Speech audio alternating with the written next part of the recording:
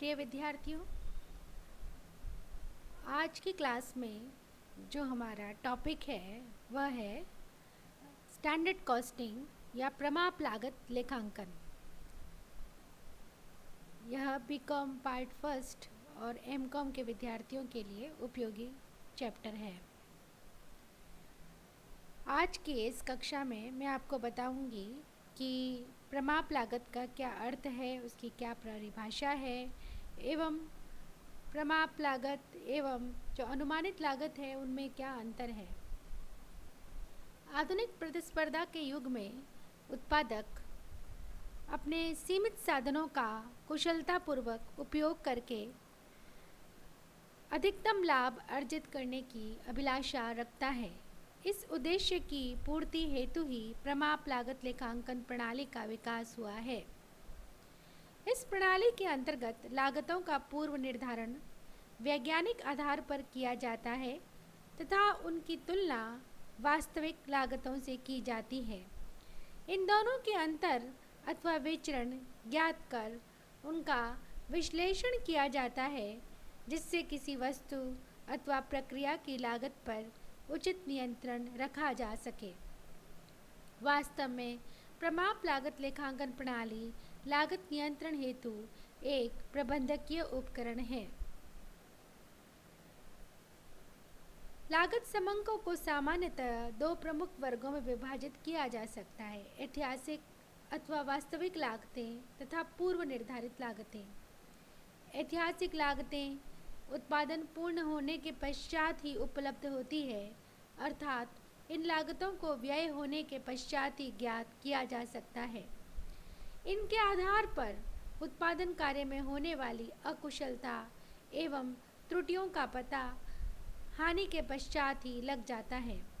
अतः उत्पादन के पूर्व ही वस्तु की लागत क्या होनी चाहिए के पूर्व निर्धारण की जो इच्छा रखते हैं, जिससे लागतों पर उचित नियंत्रण रखा जा सके तथा अकुशलता, क्षय एवं हानियों का शीघ्र ही पता लगा जा सके। ICMA इंग्लैंड के अनुसार प्रमाप लागत पूर्व निर्धारित लागत है, जो कि एक निश्चित अवधि के लिए निर्धारित कार्य की दशाओं के अधीन सामग्री, श्रम व उपरिव्ययों के लिए तकनीकी अनुमान के आधार पर आधारित होती है। प्रमाप लागत एक पूर्व निर्धारित लागत है, जो कि यह निर्धारित करती है कि दी हुई परिस्थितियों में प्रत्येक उत्पादन या सेवा पर क्या लागत व्यय होनी चाहिए। इन परिभाषाओं के आधार पर कहा जा सकता है कि प्रमाप लागत विभिन्न लागत तत्वों, सामग्री, श्रम तथा उपरिव्ययों की वैज्ञानिक आधार पर दी हुई दशा के अंतर्गत एक निश्चित समय के लिए अनुमानित लागत है। अब आपको मैं प्रमाप लागत लेखांकन प्रणाली का अर्थ से अवगत करवाऊंगी। CIMA इंग्लैंड के अनुसार प्रमाप लागत प्रणाली का आशय प्रमाप लागतों को तैयार करना एवं उनका प्रयोग करना, उनकी वास्तविक लागतों से तुलना करना तथा विचरणों का उनके कारणों एवं प्रभाव के बिंदुओं के आधार पर विश्लेषण करने से है। प्रमाप लागत लेखांकन प्रणाली एक ऐसी पद्धति है जिसके अंतर्गत भविष्य में किए जाने वाले उत्पादन के प्रमाप लक्ष्य पहले से निर्धारित कर दिए जाते हैं। यह लक्ष्य सामान्य कार्यक्षमता एवं सामान्य दक्षता के आधार पर निश्चित किए जाते हैं। वास्तविक उत्पादन हो चुकने के पश्चात वास्तविक लागत के विभिन्न तत्वों की तुलना पूर्व निर्धारित प्रमापों से की जाती है। इससे प्रमाप तथा वास्तविक परिणामों में अंतरों या विचरणों का पता लग जाता है। प्रबंधक इन विचरणों का विश्लेषण कर इनके कारणों की जानकारी करते हैं, जिससे कि उनके निवारण के उचित उपाय तत्काल किए जा सके। इस प्रकार हम कह सकते हैं कि प्रमाप लागत लेखांकन के जो प्रमुख तत्व है वो इस प्रकार है।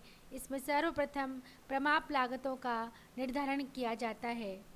उसके बाद उनका तुलनात्मक विश्लेषण किया जाता है। प्रमाप लागतों तथा वास्तविक लागतों की तुलना द्वारा अंतर ज्ञात किए जाते हैं। इसके पश्चात विचरण जो आते हैं उनका विश्लेषण किया जाता है। विचरणों का विश्लेषण करके वास्तविक एवं प्रमापित लागत के अंतर के कारणों को ज्ञात किया जाता है। उसके पश्चात अगर विचरण फेवरेबल नहीं है तो सुधारात्मक उपाय किए जाते हैं। इस प्रणाली द्वारा लागत के प्रत्येक तत्व, सामग्री, श्रम व उपरिव्यय पर होने वाले व्ययों को नियंत्रित किया जा सकता है।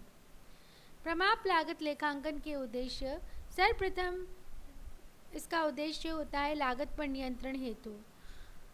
उत्पादित वस्तु अथवा प्रदान की गई सेवा की लागत के प्रत्येक तत्व पर नियंत्रण रखना ही इसका प्रमुख उद्देश्य है। दूसरा उद्देश्य होता है इसका उत्तरदायित्व निर्धारण हेतु।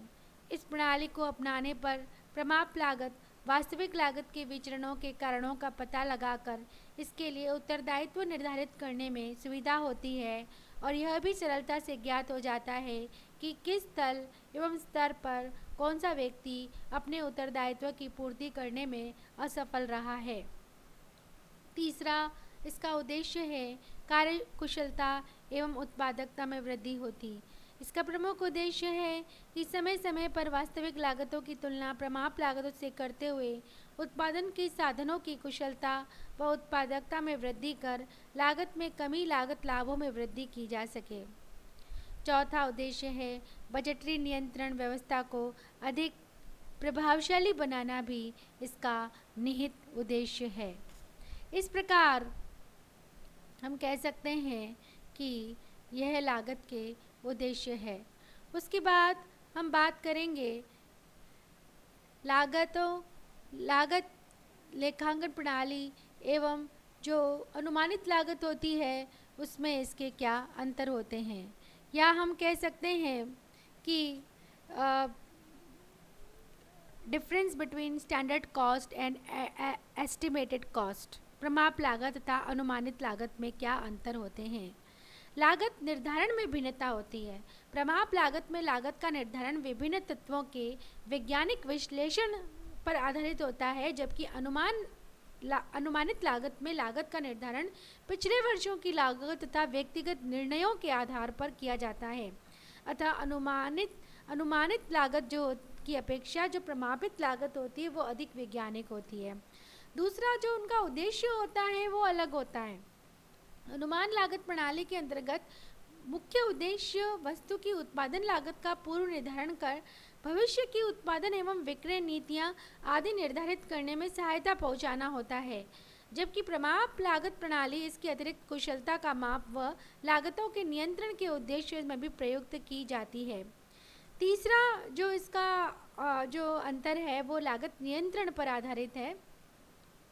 अनुमानित लागत प्रणाली जो लागतों का एक अनुमान प्रस्तुत करती है जो वास्तविक लागत से अधिक या कम हो सकते हैं, जबकि प्रमाप लागत प्रणाली एक आदर्श निर्धारित करती है तथा वास्तविक लागत को इस प्रमाप लागत के बराबर ही रखने का प्रयत्न किया जाता है। इस प्रकार प्रमाप लागत प्रणाली का मूलभूत उद्देश्य लागत नियंत्रण है, जब अनुमान लागत प्रणाली का उद्देश्य लागत अनुमान मात्र ही होता है। चौथा इसका प्रयोग पर आधारित है। प्रमाप लागत प्रणाली की स्थापना में अधिक व्यय लगता है, जबकि अनुमान लागत प्रणाली में कम व्यय लगता है। अतः जिन संस्थाओं में अधिक व्यय के कारण से प्रमाप लागत प्रणाली नहीं अपनाई जा सकती है, वहाँ अनुमानित लागत प्रणाली प्रयोग में ली जाती है। इस प्रकार प्रमाप लागत तथा अनुमानित लागत में अंतर होता है। उसी प्रकार बजट नियंत्रण एवं प्रमाप लागत लेखांकन दोनों में ही अंतर होता है। हालांकि उनका उद्देश्य निर्धारित लक्ष्यों की पूर्ति हेतु होता है, परंतु फिर भी इन दोनों का जो क्षेत्र होता है उनमें जो सम्मिलित मदें होती है उसके आधार पर हम उसमें अंतर स्थापित कर सकते हैं। तो ये थे आज की कक्षा। आशा है आपको समझ में आई होगी। धन्यवाद।